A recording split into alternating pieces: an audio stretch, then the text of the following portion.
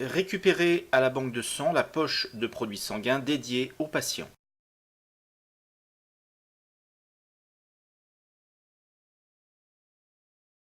Se munir d'une glacière pour protéger cette poche durant le transport.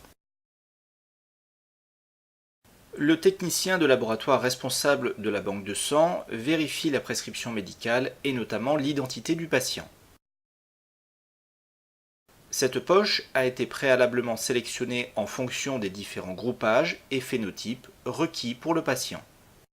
La gestion informatisée de la banque de sang permet de retrouver la poche correspondante à cette prescription. Le technicien complète la fiche de délivrance avec l'étiquette identifiant la poche. Il note le groupe et le phénotype de la poche, la date et l'heure de délivrance et sa signature.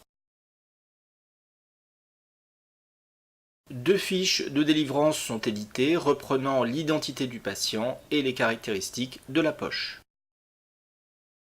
Le technicien vérifie l'intégrité de la poche et l'aspect du produit sanguin, absence de fuite, couleur anormale. C'est un contrôle visuel. Deux fiches de délivrance vont accompagner la poche. La première reviendra au laboratoire pour justifier l'utilisation de la poche dans le service. La seconde restera archivée dans le dossier transfusionnel du patient. Le groupage sanguin avec deux déterminations et la recherche d'agglutinine irrégulière sont également remis par le laboratoire avec la poche. L'ensemble des documents et la poche sont placés dans une pochette plastique avec une carte de contrôle ultime au lit du malade. L'ensemble est placé dans la glacière du service. Retour dans le service.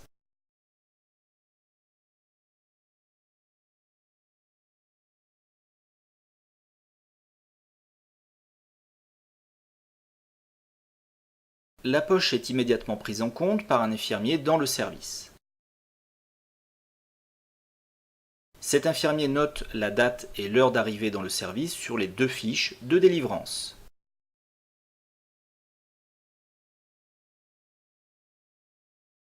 La poche est laissée à température ambiante 15 minutes avec l'ensemble des documents associés. Se rendre auprès du patient. Attention, plusieurs poches peuvent être en attente dans la salle de soins. Veillez à utiliser la poche dédiée à votre patient. La prescription médicale pour ce patient est vérifiée. La poche et les documents associés correspondent bien au patient. Le patient est informé avant la réalisation du soin. L'infirmier utilise un chariot de soins classique, un plateau de soins, la poche et ses documents, le dossier transfusionnel du patient et le nécessaire pour relever tension artérielle et température. L'identification du patient doit être rigoureuse. Quand c'est possible, on demande directement au patient son nom, le nom de jeune fille éventuel, son ou ses prénoms, sa date de naissance, son lieu de naissance. Si le patient n'est pas en mesure de communiquer, on multiplie les sources d'informations qui doivent être concordantes. Attention, ne pas se fier aveuglément aux étiquettes qui peuvent avoir été mal imprimées ou mal rangées. Attention aux homonymes. Attention aux parents étant ou ayant été hospitalisés dans le même établissement.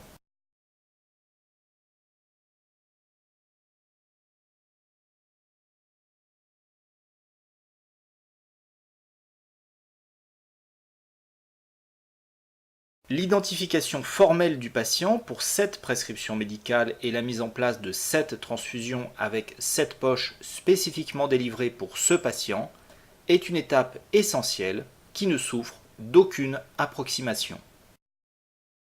L'infirmier relève les différentes constantes, tension artérielle, température. Il repère d'éventuels signes cliniques inattendus ou inappropriés. En cas de doute, il peut faire appel au médecin présent dans le service qui doit, durant tout le soin, pouvoir intervenir à tout moment. Tous les éléments constatés sont retranscrits dans le dossier transfusionnel du patient. L'infirmier vérifie l'ensemble des documents et s'assure de la concordance avec l'identité du patient présent. Le groupage sanguin du patient a bien été réalisé. Les fiches de délivrance présentent un groupe sanguin compatible avec celui du patient. La poche de sang est bien celle décrite sur les fiches de délivrance. Sur tous les documents, on retrouve bien l'identité du patient que l'on a contrôlé précédemment. Ouverture du kit de contrôle ultime au lit du malade. Une carte de contrôle, du sérum physiologique, 4 spatules, un nécessaire pour prélever une goutte de sang au patient et prélever du sang issu de la poche. Sur la carte de contrôle, indiquez l'identité du patient qui sera une nouvelle fois vérifiée.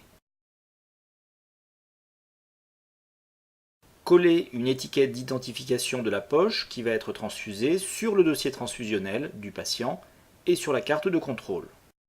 À l'aide du dispositif fourni dans le kit et d'un morceau de tubulure de la poche, placez une goutte de sang de la poche dans l'espace prévu à cet effet sur la carte de contrôle. Réhydratez les différents réactifs avec du sérum physiologique. Attention à ne pas toucher la carte avec le flacon, au risque de contaminer et mélanger les réactifs.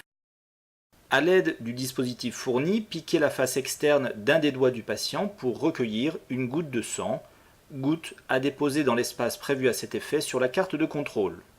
Utilisez une première spatule pour prendre un échantillon de sang patient à mélanger avec le premier réactif. Ne pas sortir du cercle prévu. Jetez ensuite cette spatule. Prenez une deuxième spatule pour prendre un échantillon de sang patient à mélanger avec le deuxième réactif. Ne pas sortir du cercle prévu. Jetez ensuite cette spatule. Prenez une troisième spatule pour prendre un échantillon de sang de la poche à mélanger avec le premier réactif. Ne pas sortir du cercle prévu. Jetez ensuite cette spatule. Prenez la quatrième spatule pour prendre un échantillon de sang de la poche à mélanger avec le deuxième réactif. Ne pas sortir du cercle prévu. Jetez ensuite cette spatule. Par un mouvement lent de bascule de la carte, poursuivre le mélange sang-réactif. Un temps minimum de 30 secondes est requis avant la lecture des résultats.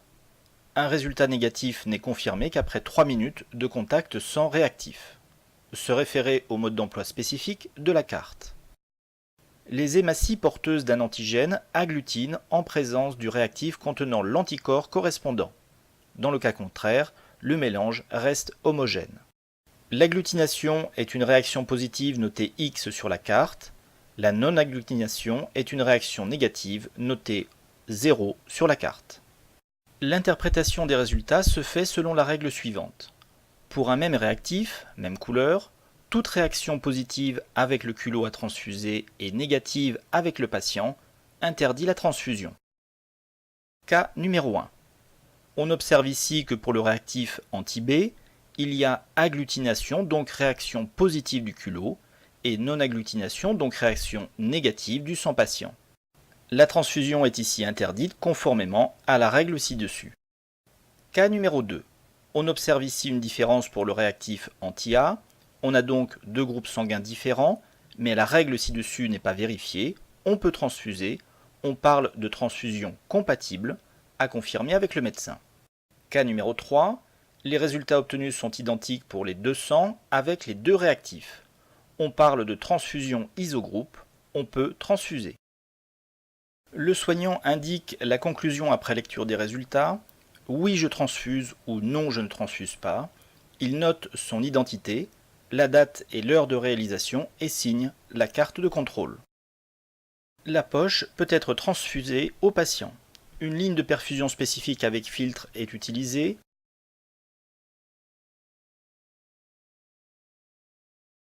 La ligne est purgée puis connectée au patient.